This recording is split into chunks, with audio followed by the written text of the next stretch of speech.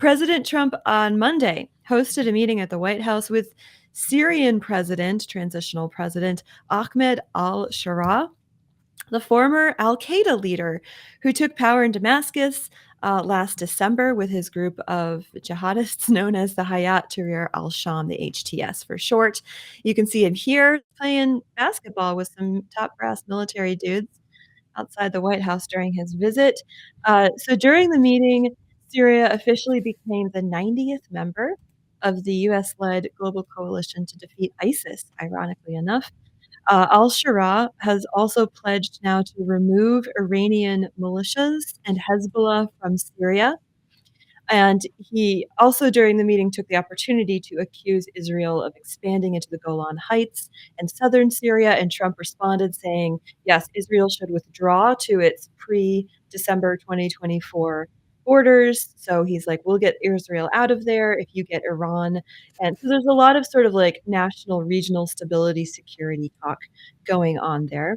The United States also continued Trump has been taking sanctions off of Syria since last May. That process continued during this visit. So, who is Ahmed al-Sharah?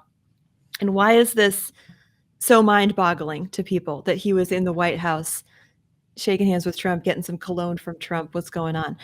So he was actually once one of our most wanted terrorists. He was the founder of the Al-Qaeda affiliate in Syria. And his radical journey began after 9/11, which he has said in previous interviews, including one to the BBC last spring, that he was inspired by 9/11 to become a jihadist terrorist. He got his start fighting the United States forces in Iraq, later founded Jabhat al-Nusra, that al-Qaeda branch in Syria. And he was captured in 2005 planting bombs on the roadsides that American troops would be driving over. So he was imprisoned, then released. In 2016, he announced that he was formally breaking with Al-Qaeda, and he rebranded his Al-Qaeda group the HTS. And then he started focusing on what he calls local governance and battling ISIS in the north. Battling ISIS, good. Local governance just means taking over all the villages that he could possibly take over in central Syria. So by 2025, the transformation is complete. HTS has now evolved into a semi-functioning proto-state that's enforcing the law in Syria right now. They toppled the Assad regime, of course, last fall. So we covered that here. And now they're sort of like presenting themselves as these global technocrats who he's given a speech at the UN. He did a roundtable with David Petraeus at the UN. He was on Fox News. He was on Fox News. I think I have that clip. Do you want to it's pretty shocking to see. Like, wow, yeah, this guy's in a Fox interviewing studio. him. Do you, Mr. President, have regrets that Al-Qaeda carried out those attacks that killed 3,000 Americans? I was only 19 years old, so I was a very young person, and it didn't have any decision-making power at that time, and I don't have anything to do with it. And Al-Qaeda was not present right then in my area. So you're speaking to the wrong person about this subject. We mourn for every civilian that got killed, and we know that people suffer from the war, especially civilians who paid a hefty price for the war. Mr. President, yeah, so the way that something was missing from that, like condemning 9/11. Yeah, like, yes, I regret it, or totally. That wasn't good. Yeah, no, he's like, I was a very young person then. No, you weren't like 9 years old. You were 19 years old, and you immediately put yourself in an ISIS training camp so that you could help further, or Al-Qaeda training camp, so you could help further the mission of Osama bin Laden. And he's like, oh, Al-Qaeda was not in my area of Syria at the time, so I brought it there. That's like, what was his thing? So I don't know, Josh, should we just like forgive and embrace the new realpolitik in the Middle East? Is this what we're doing now?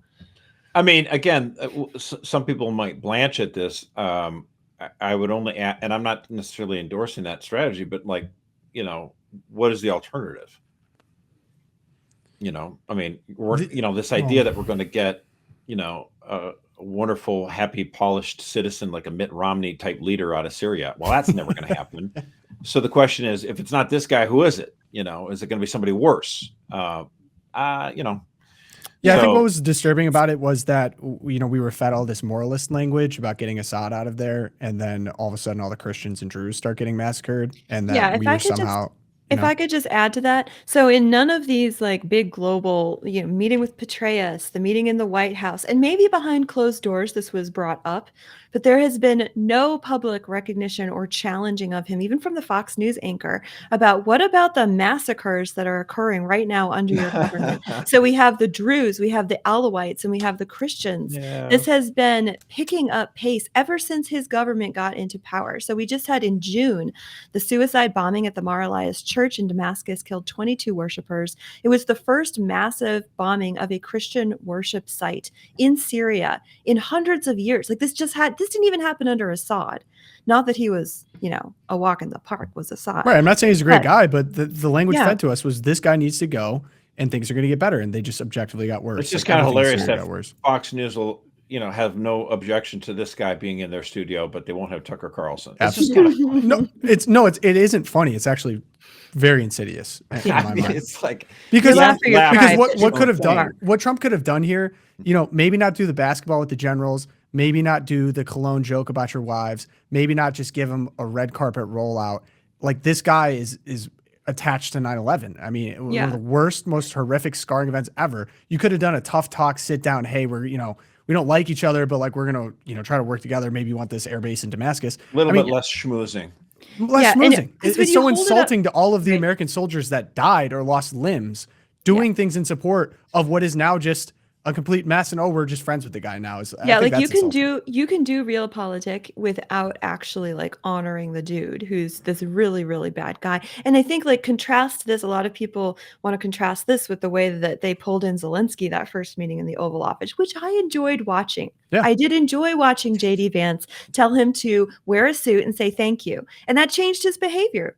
At least in terms of wearing the suit. Not sure I about guess this guy war, wore a which- suit. There you go. If This wanna guy give did him wear any a suit, points, so he wore a maybe he suit. gets cologne and like a big hug or something. But again, like you don't have to treat him this way. Like we know that Trump is capable of being really strong with people in public, and he just chose not to with this guy.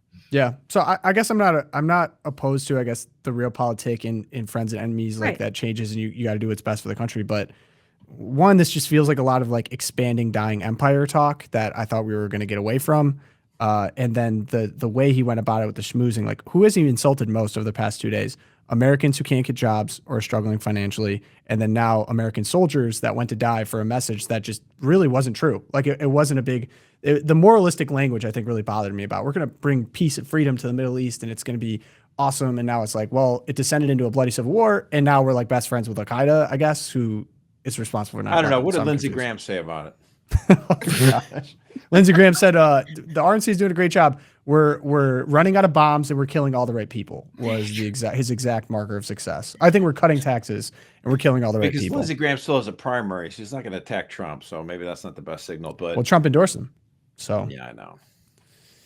So I mean, Interesting times, as Ross would say.